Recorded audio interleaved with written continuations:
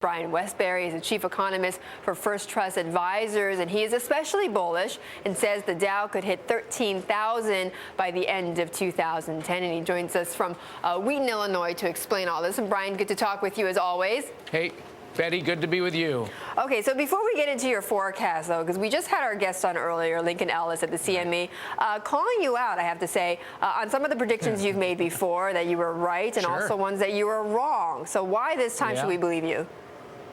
Well, I mean, that's the problem with forecasting. The joke is that they put economists on earth to make weathermen look good, right? But when I go back to last year, I was wrong. I thought we would avoid a recession. Now, before everybody gasps and loses all their air, the reason I felt that way is that I thought our government would change mark-to-market accounting rules before they took the entire bank, well, not the entire, but huge portions of our banking system down. They did not do that, and I just couldn't believe that they wouldn't change that rule. They finally changed the rule in April of 2009, and that's when the stock market bottomed, that's when the economy bottomed. That's when the banking system started to get healthy.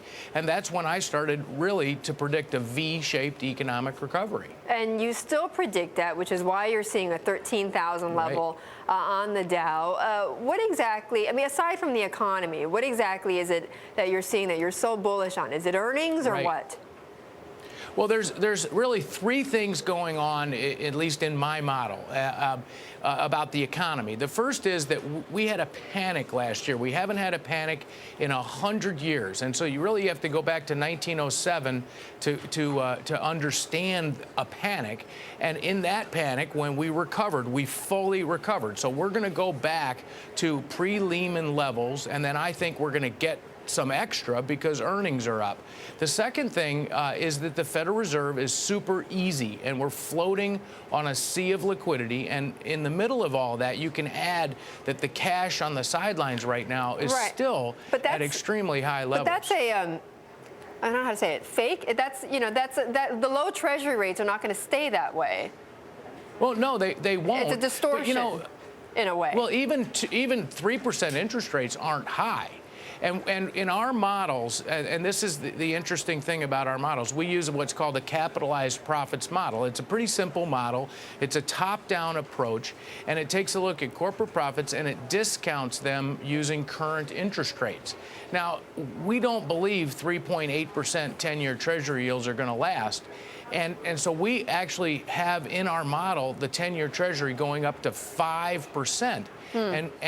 And with that 5% 10-year Treasury, the market is still undervalued today, significantly. In fact, we believe interest rates would have to go to 7% right now to make this market fairly valued. Okay, Brian, I got to ask you this one thing, though. The health care bill, you're saying the uncertainty over health care could affect your Dow forecast by as much as 1,000 points. How do you get to that? Yeah. Well, it's pretty simple. If you go back, I think, to the 1970s, we passed Medicare, Medicaid, welfare. We added on to the welfare system with food stamps, all of those kinds of things. Those negative policies clearly had a negative impact on the stock market. They not only raise costs, but they slow potential growth in the economy and lower profits in the long run, and they're going to cause more inflation. So it depends on what kind of health care bill we get. We believe that the health care bill that the House passed is a very detrimental bill to our economy. In fact, all of them are, but that's the one that we're saying would affect us by 1,000 points. Okay, Brian, I'm going to leave it there with you, but thanks so much, Brian Wesbury.